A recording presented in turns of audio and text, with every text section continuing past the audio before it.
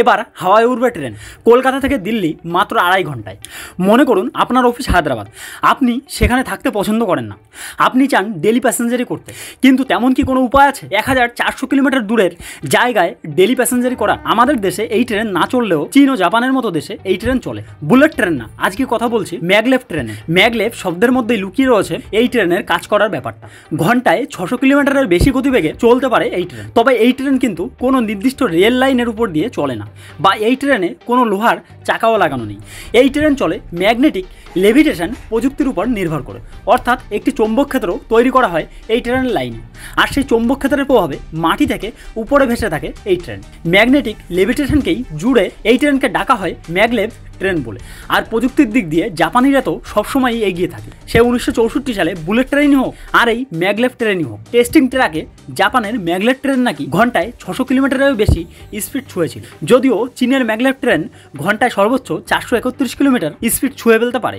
এছাড়াও জার্মানিও নিজেদের ম্যাগলেভ প্রযুক্তি তৈরি করেছে, সেই ম্যাগলেভ ট্রেন ঘন্টায় সর্বোচ্চ 490 কিলোমিটারেরও বেশি স্পিড ছুঁয়ে ফেলতে পারে। ভারতে এই ট্রেন কবে চলবে তা অবশ্য বলা মুশকিল, আর চললেও তার ভাড়া কত হবে সেটাও ভাবার বিষয়। তবে তার আগে আগামী কয়েক বছরের মধ্যেই ভারতে বুলেট ট্রেন চলার কথা, আর সেদিকেই তাকিয়ে রয়েছে দেশের গোটা মানুষ।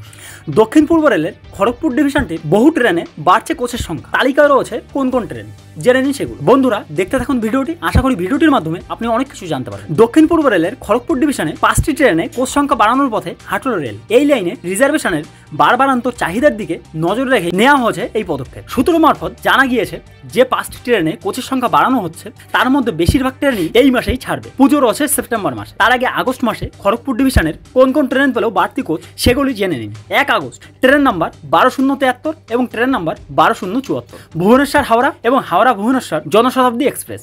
স্থায়ীভাবে একটি নন এসি চেয়ার কারে যুক্ত করা হবে, ফলত এই ট্রেনে বাড়বে আসন সংখ্যা। যাত্রীরা এখন থেকে এই ট্রেনে বেশি আসন সংখ্যার সুবিধা ভোগ করতে পারবেন। পুরী শালিমার এবং শালিমার পুরী গরিবরথ এক্সপ্রেস একটি এসি 3 কোচ যুক্ত করা হচ্ছে, আগস্টেই এই সুবিধা মিলবে।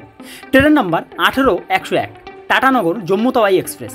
এই এক্সপ্রেসে সংযুক্ত হবে 2টি স্লিপার ক্লাস। এছাড়াও ট্রেন নাম্বার 12892 পুরী বংডিপসি এক্সপ্রেস একটি নন এসি চেয়ার কার যুক্ত করা হয়েছে। তো বন্ধুরা, এমনই নলেজেবল ভিডিও সবার আগে পাওয়ার জন্য চ্যানেলটি সাবস্ক্রাইব করে পাশে থাকুন, এবং এখনও লাইক না করে থাকলে প্লিজ একটি লাইক করে দিন। সবাই ভালো থাকবেন, সবার ভালো থাকাটা কামনা করে শেষ করছে আজকের video. Thank you so much. জয় হিন্দ, বন্দে মাতরম।